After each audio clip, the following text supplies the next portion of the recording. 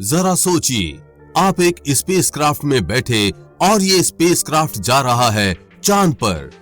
Spacecraft चलता है और फिर वो स्पेसक्राफ्ट चांद के पर्सनल स्पेस स्टेशन पर रुकता है। वहां से आपको एक चंद्र टैक्सी सर्विस पिक करती है और ये चंद्र टैक्सी आपको चांद के घर तक ले जाती है।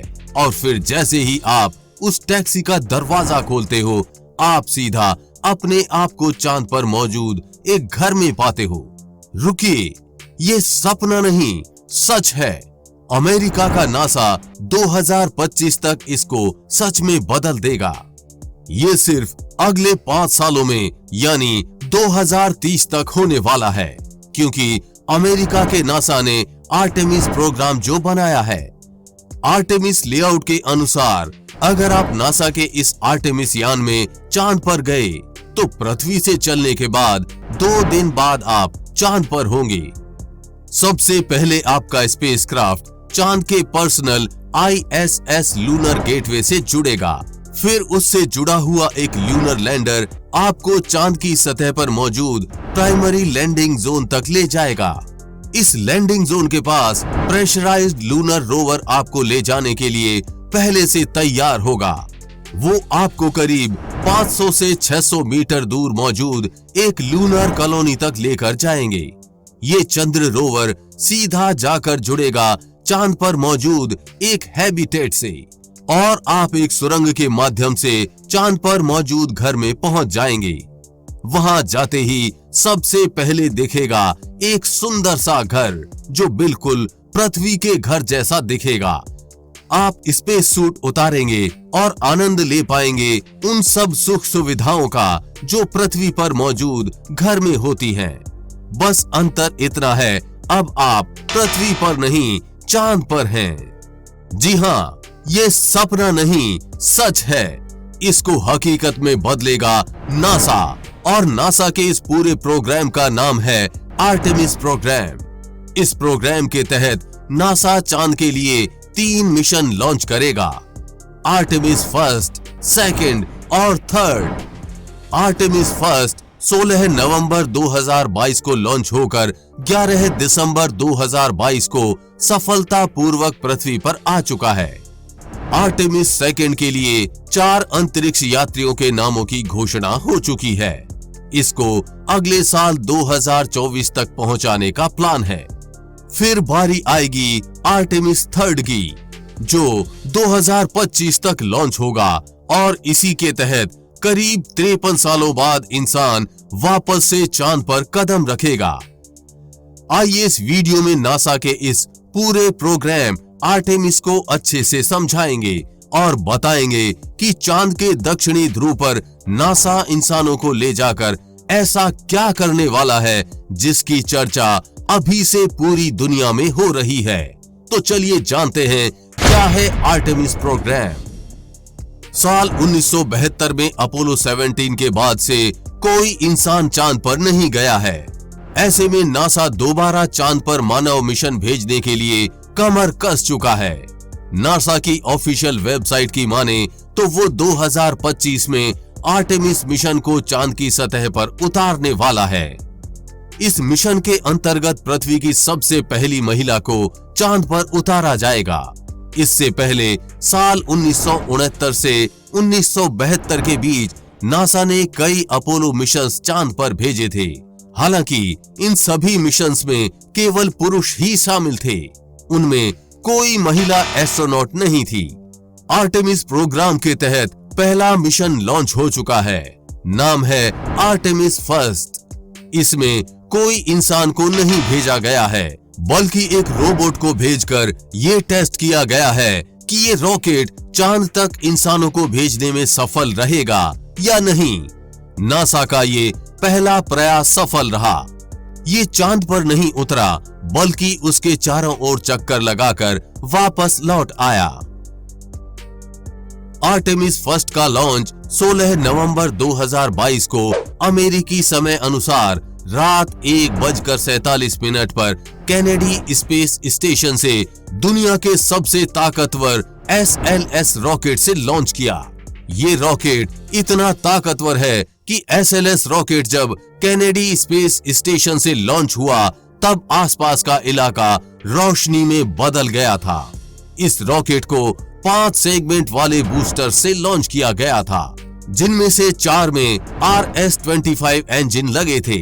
ये इंजन बेहद आधुनिक और ताकतवर हैं।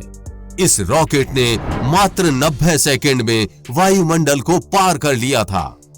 आर्टेमिस फर्स्ट चंद्रमा के चारों तरफ अपनी 25 दिन और 10 घंटे से ज्यादा की यात्रा पूरी करके 11 दिसंबर 2022 को धरती पर वापस लौट आया।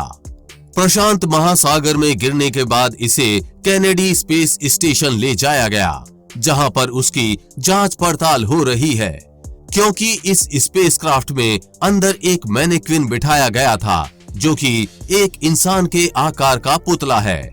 इस पर कई तरह के यंत्र लगे थे जो शरीर के मानकों को ध्यान में रखकर लगाए गए थे। अब 2024 में आर्टेमिस सेकंड भेजा जाएगा। आर्टेमिस सेकंड में इस बार 4 इंसानों को भेजा जाएगा, लेकिन इस बार भी ये इंसान चांद पर नहीं उतरेंगे, बल्कि उसके चारों ओर चक्कर लगाकर वापस लौट आएंगे। आर्टेमिस सेकंड मिशन के लिए नासा ने 4 एस्ट्रोनॉट्स का चयन कर लिया है। ये हैं number 1 Christina H Koch, mission specialist, America. Number 2 Jeremy Hansen, mission specialist, Canada. Number 3 Victor Glover, pilot, America. Number 4 Lee Wiseman, commander, America. ये एस्ट्रोनॉट्स अगले साल के शुरुआत में चंद्रमा के चारों तरफ चक्कर लगाकर वापस धरती पर आएंगे। अपोलो मिशन के 50 साल से ज्यादा समय के बाद कोई इंसान चंद्रमा तक जाएगा।